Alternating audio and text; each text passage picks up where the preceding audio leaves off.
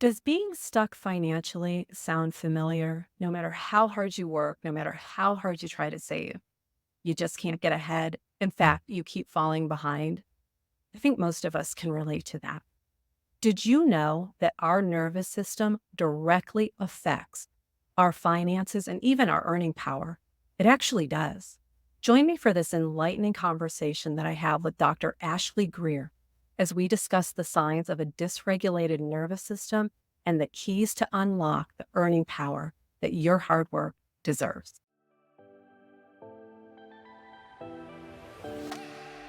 Welcome to Moving Mattresses and 3-inch Heels, celebrating women and the many hats and shoes we wear. Here we will dive into the ups and downs of womanhood with humor, heart, and wisdom, empowering you every step of the way. I'm Julia Jordan, and I'm thrilled to partner with you on this journey. Now, you may be asking yourself, what the heck does moving mattresses and 3-inch heels mean? Well, it's literal. I was literally moving a mattress in 3-inch heels, my favorite pair no less. And I came to the realization that not only can women do anything, we do everything. We're going to focus on 5 pillars: metabolism, meditation, mental health, menopause, and I would be remiss if I didn't add the 5th, medical. It occurred to me when I was putting these metrics together, all 5 of the words do something that most women do not, and that is start with M-E. Start with me. So I'm going to amend my previous statement. Women can do anything, and we do everything, except prioritize ourselves. But it's time to. It's time for us to start with me. If you're ready to laugh, learn, and leap into a healthier, happier you, hit that subscribe button and join our wellness family. Let's go on this journey together of self-consideration as we discover how to start with me. Welcome to Moving Mattresses and 3-inch Heels. I'm your host, Julia Jordan, and today's episode is Our Money Mindset and the leading role our nervous system plays with Dr. Ashlee Greer. Hi, Dr. Greer. I'm so excited you're here. I cannot wait to have this conversation with you. Hey, Julia, thanks so much for having me.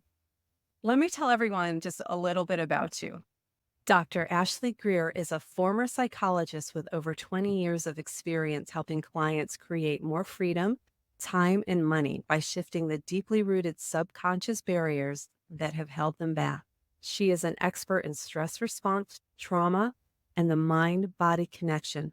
Her one-of-a-kind proven methodology transforms your money mindset on the deepest level.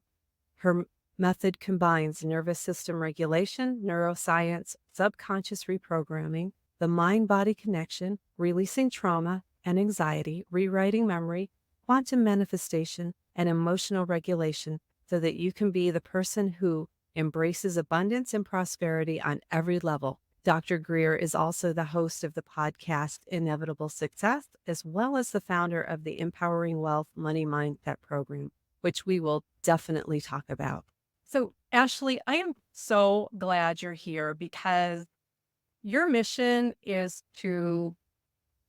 for people to live a life of freedom, joy, and fun. And like you say, so many of us look good on paper, and that's true. And it's a facade. And deep down, we're empty. We're dissatisfied because we know there's more out there, and we know there's more of us, and we're living a life of less. And you really help people.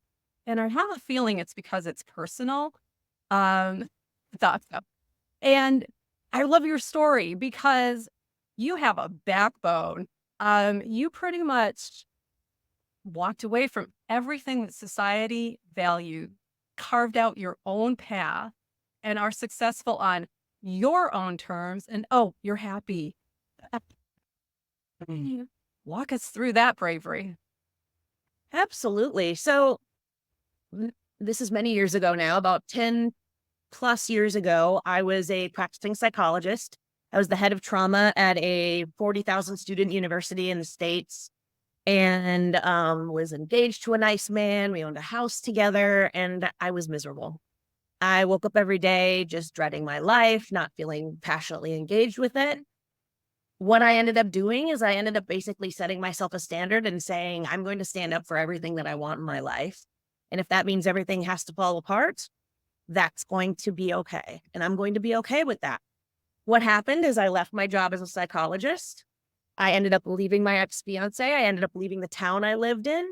And I ended up forging this life of freedom and of happiness and of passion based on starting my own business. I ended up becoming the director of 2 different multi-million-dollar coach training schools. I ended up then starting my own business. I've ended up coaching folks, starting their own businesses, and really working deeply on money mindset, which is what we're going to be talking about today. But so much about money mindset is we're not really in it for the money. What we're in it for is the freedom that money gives us. And that's why I'm so passionate about working with money mindset, is because I'm passionate about people feeling free to be happy, to have a life that gives them pleasure, to have a life that gives them passion, to feel like lit up. Because what the heck are we here for except to feel fully alive and fully passionate and fully engaged every single day, instead of going through our lives ticking off boxes saying, well, I've checked that one, I've got the house, check that one, I've got the fiance, check that one, got the job. Now what? Well, now what? Now you get to be happy. And what's going to actually make you happy? Yeah.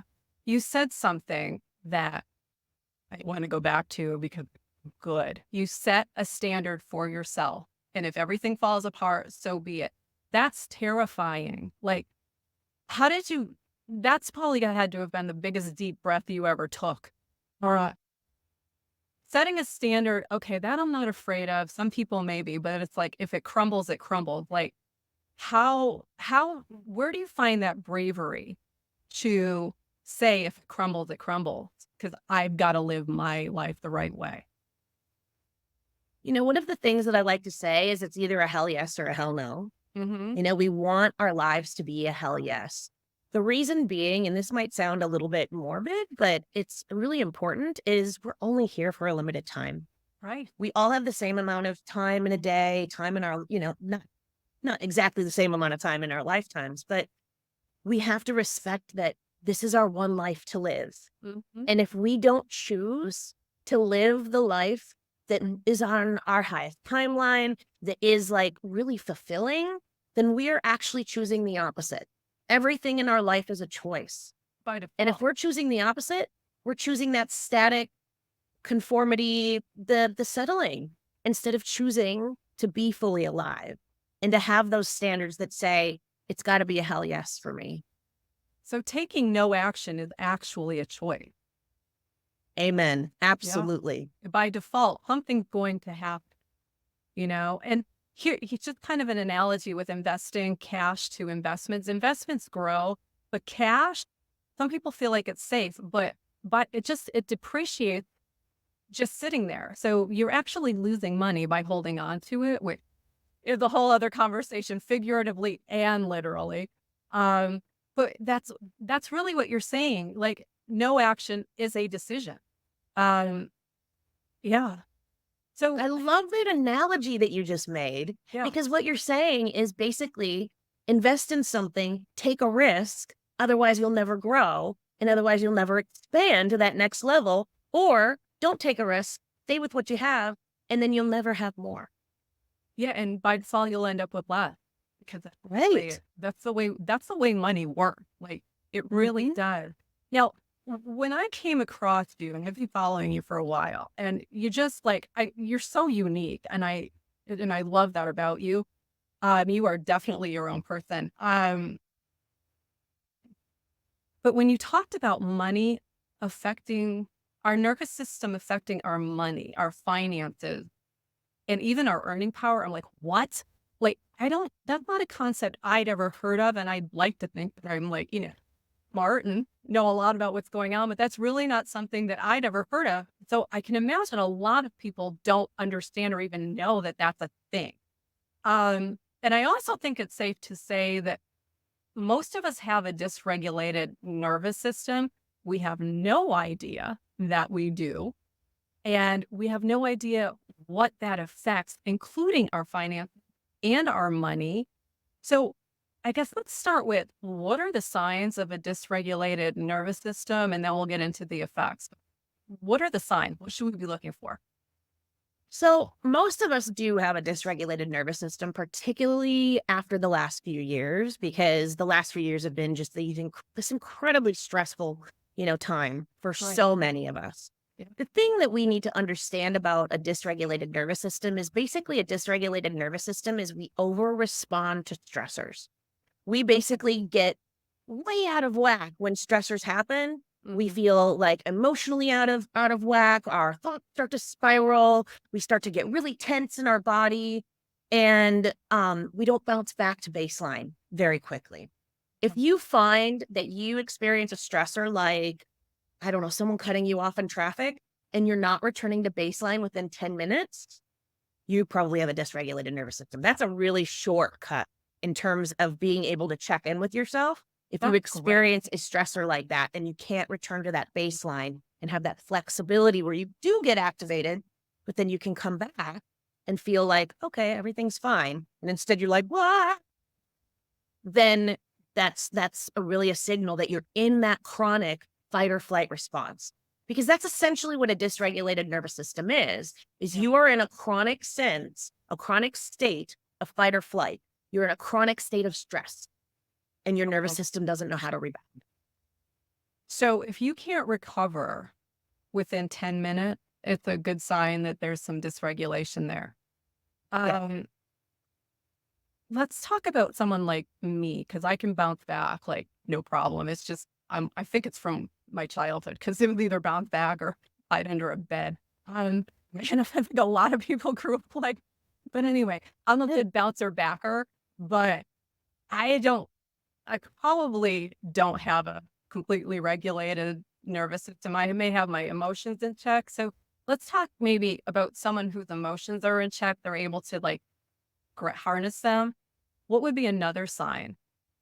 Regulated. Absolutely. So another sign, particularly for really strong women like you, Mhm. is this feeling of hyper independence.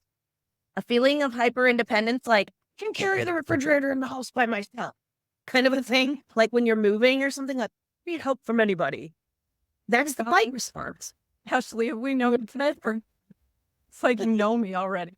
That's hilarious. So it's just hyper independent. Like you have to, not that I can do everything myself, it's I have to do everything myself.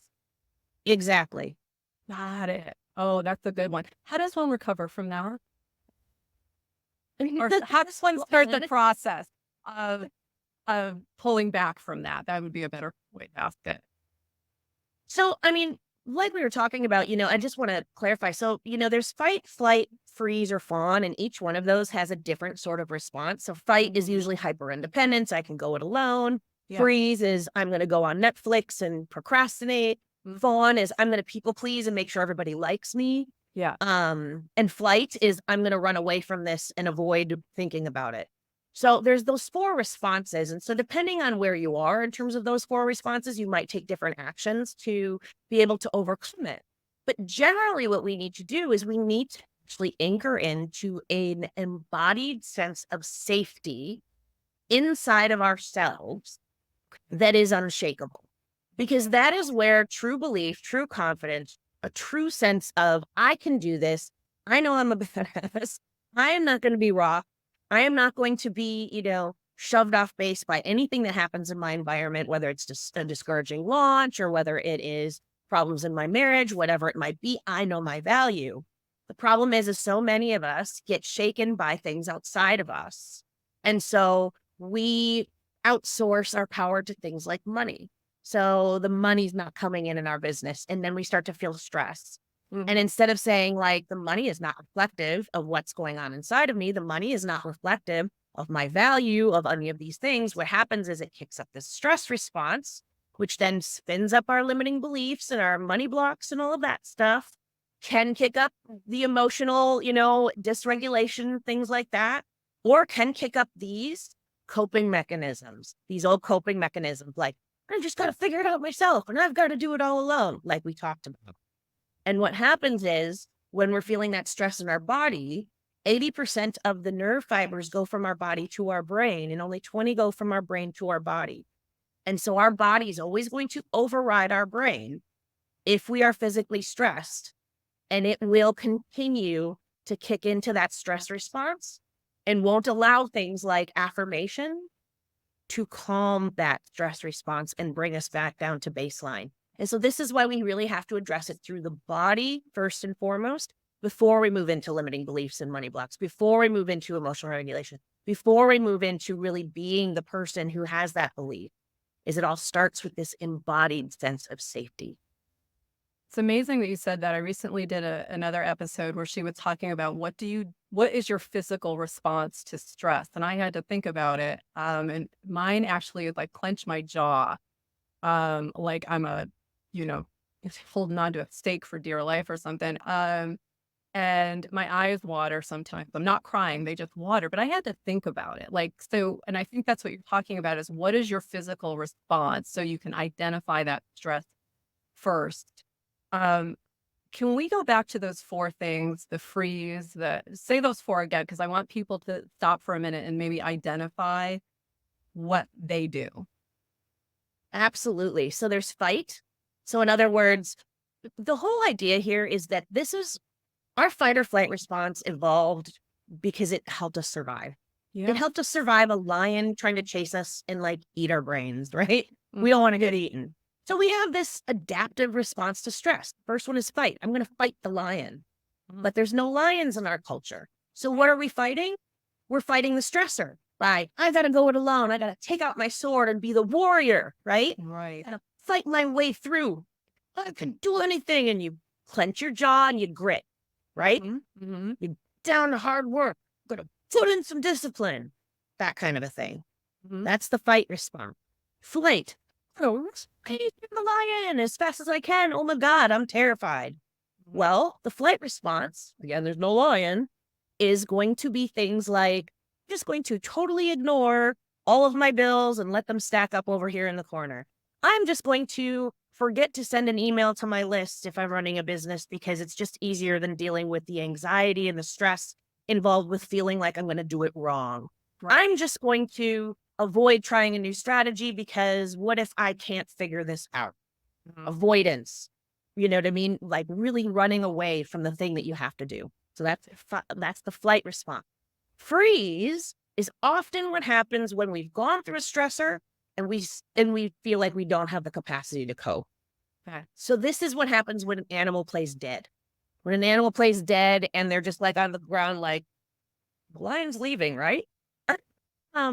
So what this looks like somebody who can't get out of bed, or they can't get off the couch, or they're like doom scrolling social media. It's a little bit of that avoidance, but it's really this like, I feel completely frozen and paralyzed and I don't know what to do and I can't even think straight. It's really a feeling of being numbed out. Yeah. Fawn is a little bit of a newer concept in terms of this fight, flight, freeze, or fawn response. Fawn is the idea that we have to make sure that everybody else approves of us and likes us in order for us to feel safe. Now, this might not be a lion. We might not want the lion to approve of us. But if you think about us, like when we're living in a cave somewhere, you needed to be liked by your tribe in order to feel safety and stay in the cave by the fire.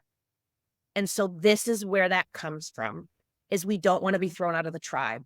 And so what happens is we water ourselves down. We agree to things that we don't think are good for us, but we think will make us liked and approved of by others. We settle for less than we really want in our lives. And we become tepid and we become not that happy with ourselves or our lives. And we go into people pleasing. And so that's what all those four look like.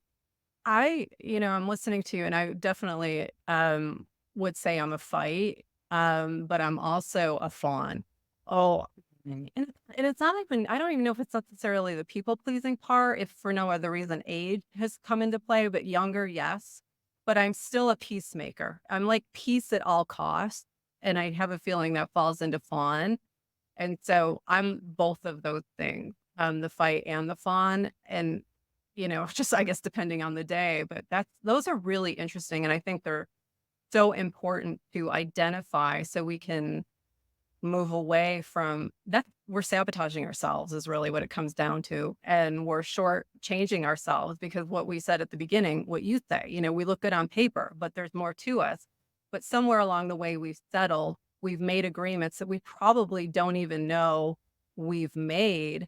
But life is one big negotiation. So, somebody's negotiating with us, even if we weren't there for it. We agreed to stuff. We've agreed to stuff that, you know, have led to unintended results. Exactly. And this is the thing is that we've agreed to things that we don't even know. We're not even aware that we've agreed upon. Things like the way our culture runs, for example. Like Mhm. our culture tends to run on the narrative that only hard workers are virtuous. And if money comes easily, it's pleasy. And Mhm. so we have bought into that and agreed Yeah. to that cultural narrative just by being a part of this culture. And so without dismantling it and understanding that that actually lives in our subconscious mind outside Mhm. of our awareness. And so then if we're trying to make money by passive income or by things that feel easier or through leveraging our time, we start to feel stressed about it because there's a cultural narrative that we've agreed to that's running in our subconscious mind that's causing us stress. And that stress causes a feedback loop, which then goes and sabotages us and kicks us into that fight or flight response. And so that's how some of these things that we've agreed upon just by being a part of Right. our culture or from our families, money doesn't grow on trees, all of those beliefs that we have, they Yeah. get planted in our subconscious mind and we're not even aware of them. And that's why a lot of times we go, why do I feel stuck? And I don't know why. Well, let's go there. Like, how do we untangle that? How do we unstuck ourselves? That was great grammar, huh? I love it. I mean, and it's such the unsexy answer. The number one way to do it is you have to raise those pieces into your awareness. You can't do anything about anything without being aware of it.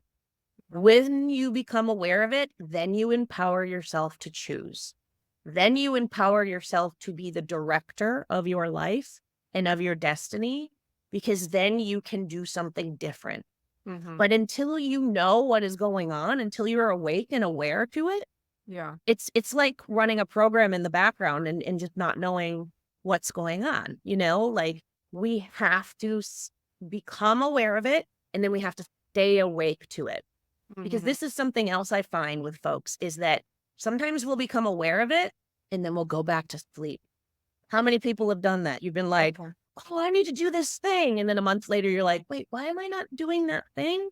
Because we've gone back to sleep again because our coping mechanisms to deal with stress are so impactful and so effective. Our Mhm. subconscious is so effective at keeping us in our safety zone that it continues to try to put us back to sleep, to staying awake, to the opportunity for change. Because Yeah. as much as change offers us opportunity to have what we want, change is threatening to the subconscious mind. And so we also have to make pain feel safe as well.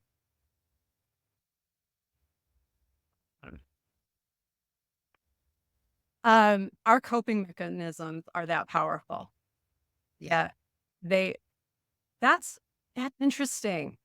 Um, because it's not what we want, but but our but our trauma or our past experiences have led us to sounds like a habit, which is really coping, and we're stuck. And so it's not just about being aware. It's yes, identifying, but then taking action, taking the steps to get us to where we want to go. And one of the things, talk about a lot of things. One of the things we talk about is changing our mindset from scarcity to abundance. Um, and it just sounds like this is what you're saying. Like our experiences can lead us to a scarcity mindset. Um, and we need to identify, like one of the things you talk about is childhood experience. Um, and we carry it through life. So how do we break that cycle of, you know, what childhood had made us become no matter how hard we've worked to be our own person, there's still stuff. There's still that stuff. So how do we identify and move past that? We didn't do that to ourselves, but it's still our responsibility, even though it's not our fault. Absolutely. And I love that you said that it's our responsibility, but it's not our fault. Like, that is such a beautiful way to put it, because it's so true that, we aren't to blame for what may have happened to us or what we may have experienced. But when we can understand the impacts that those things have had on us, and I want to backtrack here. When we can Yeah. understand the impact that those things have on us in terms of our current circumstances, that's when we really become empowered. So when I work with folks on trauma, financial trauma, money trauma, things like that, a lot of times people get really afraid that it means that they're going to have to unpack every traumatic thing that's ever happened to them in their childhood. And they're like, Right. I don't want to go there. I don't want to do that. That sounds like a big drag-a-rooney. No. When really what you need to do is you need to look at what's going on in your current circumstances and what exact memory, experience, pattern from your background, from your childhood, from your experiences growing up is being triggered by what is happening now. And to follow that thread backwards and to understand where that initial trauma happened and to basically rewire it and to untangle it from the present moment so that you can then choose something else here. And it's not associated with you trying to protect yourself as a child. Because in the present Oh, moment, yeah. what's happening is you're still operating from the mindset of that child trying to protect yourself and keep yourself safe. So here's a weird example that I like to talk about. A lot of time when it comes to financial, like when it comes to trauma and our relationship with trauma and money, what happens is we think it's only about money trauma, but it can actually be about things that are totally seemingly unrelated to money. Mhm. So let's say you had a parent die of cancer when you were young. Mhm. And when that parent died of cancer, you internalized the belief that good things always leave me. And so in the current moment, in the current time, when you make a lot of money, you're terrified it's going to leave you. So you spend it as fast as you can because you think it's going to leave you anyway. Oh, And it wow. seems like, Yeah. why would that have anything to do with my parent dying of cancer? But Yeah. until you understand that goes back to that specific memory, that specific experience, and you disentangle that valuable things don't always leave me, and you can come up with evidence that refutes it, you can actually rewire memories, you can actually rewrite memory through subconscious processes that I work with my clients on. You can do all of these things that will then allow you to separate the beautiful things in the here and now from the child that doesn't want to lose their parent. That's How crazy is that, right? no, it's crazy in a way, but it makes so much sense. It's so powerful that you associate like value and then you squander something of value because you're gonna lose it anyway. Like that's life changing, like what you just said. That is like, I mean, I don't know what to do for a minute. Hold on. It's, um, wow. Really all I have to say to that. That was powerful. Um, that the things that you value, and particularly as a child, if you've lost them, you squander things of value as an adult without even realizing where it's coming from. That, Right. And it might show up in different ways. For other people, it might show up with hoarding, holding on to things yeah, that are of value and being afraid to spend money yeah, because you're afraid to lose things. And other people, they squander money. It shows up in different ways. And that's why the way these traumas impact us is so essential to understand and so nuanced. And the mhm, thing to relate back to what we're talking about today with the nervous system and the stress response is that stress actually becomes trauma. And that's something a lot of people don't understand. yeah, I've got a really good example for you to like really exemplify this. So yeah, imagine somebody comes up to you and pokes you on the shoulder once or twice, right? You're like, "Oh, stop it. That's annoying." And then that person comes up to you and keeps poking you on the shoulder and they won't stop for hours, for days, for weeks. And eventually it's just so overwhelming that you can barely deal with somebody poking you on the shoulder, which shouldn't be a big deal, right? right. That is now a chronic stressor. So at first it's a stressor, somebody poking you. Then it's a chronic stressor. What happens next? You're not being poked on the shoulder, and suddenly somebody comes up to you one day and pokes you in the shoulder once, and you go, "Woof, ah." Suddenly it's a trauma, and you're triggered by the poking in the shoulder.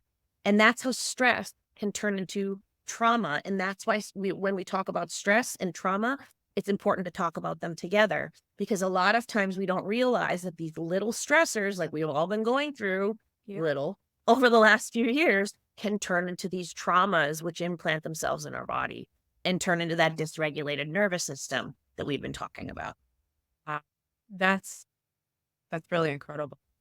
Um, I like that you use the word prosperity and abundance as opposed to always money, money, money, because to me, wealth, prosperity, abundance are more than just money. And it's living a full life. And I think that kind of your point, like you had said, it's about freedom. It's not the money, it's the freedom. But who we are in abundance in every aspect, mind, body, and soul. I think it's so important that you emphasize, whole thing and not just like the green. Absolutely. I always like to, maybe it dates me and puts me as a child of the 80s, but I always like to say, none of us really wants to be Scrooge McDuck diving into the tower of coins, swimming around in it. Like, that's not really what we want money for, is to just Right. like stack it and look at it. We want money for what money can provide us. Money can provide us with freedom, with choices. Money can provide us with more time with our families. Money can provide us with more enriching experiences. Money can provide us with the opportunity to invest in our communities. Mhm. It can provide us with so many different things. And I like to talk about what I call conscious wealth a lot, which is this idea that the more money we get into the hands of conscious folks, conscious entrepreneurs, conscious people, the more the consciousness of the planet rises, because conscious people invest their money in creating more conscious communities and doing, you know what I mean, in fair trade coffee and whatever, you know what I mean, in clothing that isn't created in sweatshops and all of these kinds of things that are really like investing in the world. And this goes back to what you were talking about that scarcity mindset versus that abundance mindset. A Mhm. scarcity mindset says, by me making money, someone else has to lose. An abundance mindset says, by me making money, everyone wins. Because by me making money, the consciousness of the planet increases. It's the whole Mhm. idea of, as one boat rises, all boats rise. And so as you get more money, those around you, their lives improve. And their lives, the lives of those around them improve. Because those people, when we get the money in the hands of those folks, that's when things really change. And that's truly that prosperity and abundance, because it's not about money. It's truly about changing the world. And I know that Yeah. sounds pretty big, but I believe it. And that's why I am on a mission to get more money in the hands of conscious people. Yeah, and while you were talking about that, one of the things I was thinking is like giving. I like that makes me happy. Like, and that's one of Yeah. the things with money. And um, yeah, the freedom's great, but I like I like making, it goes back to like I like making people happy. I like doing for others, and I hate seeing people in pain. And if there's something that I can do, even if little, it might be big to them, even though it's small to me. So when you're saying it sounds like this big thing, but if each of us does that small thing that's big to someone else, that does, like you said, raise all those. Can we talk about positive affirmations? I love your approach to positive affirmations. Like, in how do they work and when can they work? Well, I have a bit of a controversial opinion about positive affirmations. I Okay. believe that they don't work in and of themselves. They're an amazing tool, but we have to really come from the right perspective. And the right perspective is, we have to believe those affirmations. If we don't believe those affirmations, what happens is our subconscious mind will basically be telling us, like, well, that's a lie. Well, that's a bunch of bull. And will kick up stress that will then cause the positive affirmation to not really do a hill of beans in our lives. When we believe the positive affirmation, however, magical things happen. You know what I mean? We feel filled with it. We feel excited. We feel that feeling of anticipation, of belief, of confidence, and it reminds us what we're here for. And they're amazing. But when we have, like, for example, oh, money's easy to come by. That's one I hear people say an affirmation about a lot. But Right. if you really have a core belief due to trauma, due to your past, due to limiting beliefs, due to money blocks, whatever, that money is not easy to come by, you your brain won't believe it, and it's gonna be stressful, and it's going to actually cause you to make money not easy to come by. And that sounds really weird and it sounds really backwards, but that's the way it works. And so that's why affirmations are an amazing tool, but we've got to understand how to use them best to our advantage. I got it. So one of the things that you talk about when you're talking about achieving your goals is, smaller baby steps. Don't attack the big thing at once. Break it down. Positive affirmations, would they be the same? Start with a smaller one that you believe and then expand. Absolutely. I mean, you truly, in order to make quantum leaps in your business, in your life, whether it's a lifetime, lifestyle goal, whether it's a savings goal, whatever it is that you want, Mhm. when we want to make a quantum leap, if we do not feel safe making that quantum leap, our subconscious again is going to hold us back because it's going to say, that's a threat to our existence. That's a threat to our survival. So we're not going to go there. So we have to basically edge it up and go to a place that actually feels safe in our bodies, safe with that stress response that doesn't trigger that nervous system dysregulation that, kicks us into that fight, flight, freeze, or fawn response, and allow ourselves to continually upgrade into that space. Whether it, let's say I'm going to make $1 million this year, but that feels really threatening and overwhelming because maybe we have limiting beliefs about that's going to mean I'm going to sacrifice time with my family and friends and I'm going to have Mhm. to work 20 hours a day or whatever it might be. Well, let's scale it down to what if I make 10K this month, for example?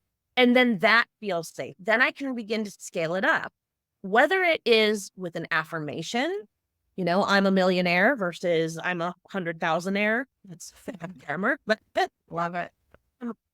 or it's a goal, or it's a savings goal, or it's a lifestyle goal, whatever it might be, we have to feel as though it's safe, but Yeah. we also have to do it where it's on the edge of our comfort zone and where it really pushes us to that next level. Because that growth doesn't happen when we're planted completely in our safety zone. So we don't want to just do everything where it's just totally safe and just like time for a nap. We want to do things where we are stimulated, excited, but also relaxed, where we are on the edge of our comfort zone, where it's slightly uncomfortable, but also feels safe to our nervous system so that we can continue to expand. Right. Because I think deep down all of us want to be more than we are, but we don't. The old saying, and I might date myself as an 80s kid too here because my mom used to say it, but how do you eat an elephant one bite at a time? I think it's great advice. You can't eat an elephant all at once. And like you can't do the big thing all at once. But if we do a little bit at a time, and you also talk about celebrating those milestones, like, don't ignore the little stuff because like we talked before, it becomes big. But the only way to make it big is taking one step at a time and recognizing and celebrating. And I love that you talk about celebrating. I want to touch on one thing before we start talking about your empowering wealth program.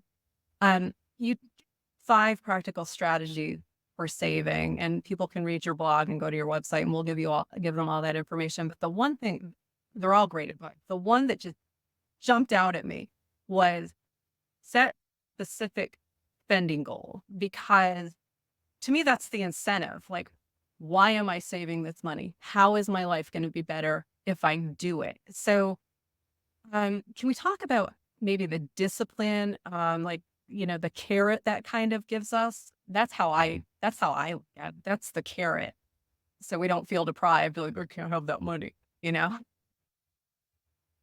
Absolutely, because if you're saving money and you feel like it's coming from a place of deprivation, what part of you is actually going to want to do that thing? I talk a lot about we have to create something from the energy we want when we get there. So if you want to feel like really great once you save to go on a vacation to Paris, let's say that's what you're saving for or something, but in the meantime, you're having to cook at home and you really want to go out to dinner, and all you're focused on is I can't go out to dinner instead of the beautiful feeling of getting to go to Paris. What's happening is that you are just constantly, in a sense, and in a state of deprivation and of lack instead of in a state of abundance and anticipation and feeling as though you can expand into what it is that you want. And instead, you feel like something's being taken away from you. So, ironically, saving can actually feel like a scarcity thing Mhm. instead of an abundant thing when you don't know what the money's going for. And that's why, I think if you just stick a bunch of money in a savings account, for some people that can be incredibly rewarding and they love that. But for most people, it's meaningless and it doesn't feel very good. It just feels like Mhm. deprivation. Yeah, love it. Let's talk about the Empowering Wealth Money Mindset program. It's a life-changing program where you teach people to rewire our brain and our nervous system to achieve new levels of wealth and abundance. Can we talk about it? What is it? Who's it for? Absolutely. So, Empowering Wealth really is one of the most transformational money mindset programs out there because it goes beyond money mindset. Like I said before, so often when we talk about money mindset, we talk about stuff that goes on in the brain. We talk about stuff that goes on in our mind alone. Things like identifying limiting beliefs, things like understanding our stories, things like doing, affirmations. Those things are all incredibly valuable. But when we use those things alone, what we're doing is we're ignoring 80% of our system. Like I said earlier, 80% of this communication with our nervous system goes from our body to our brain. And so when we understand the power of the nervous system first and foremost, and we can come from that anchored, safe place, what happens is the shifts on the limiting beliefs, the money blocks, the emotions, all of that stuff create a more deeply transformational experience. And then we go into things like chronic stress and trauma, which a lot of folks are not talking about when it comes to our relationship with money. The thing with money is that, and I love this statistic, and I think that your audience will really be blown away by it. 75% of women making $250,000 a year or more still do not feel safe with money. They still feel totally out of control with money. This is because money actually doesn't solve our stressors with money. It's our relationship with money that has to change. And that's what this program really works on a holistic aspect, heart, mind, body, and soul. Wow, sounds incredible. If you want to learn more about Dr. Ashlee Greer and her programs, we will have all her information listed in the show notes, including links to her website and social media. Her podcast is called Inevitable Success. We will also have those links for you. In the meantime, you can watch it on YouTube or listen anywhere you get your podcast. Thank you.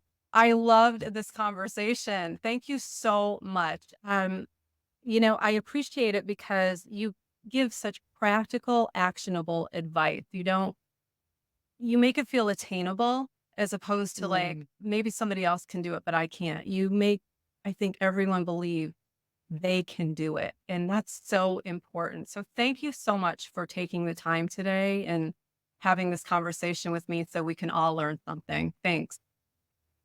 Absolutely my pleasure. Thank you so much. Thank you for joining me today on Moving Mattresses and 3-inch Heels. If you enjoyed this episode, don't forget to give it a thumbs up, subscribe to our channel, and hit the notification bell so you never miss out on our latest tips for living your best life. Until next time, stay fabulous and remember, your wellness journey matters. Self-care is a necessity and it does not require an apology. I'll see you soon.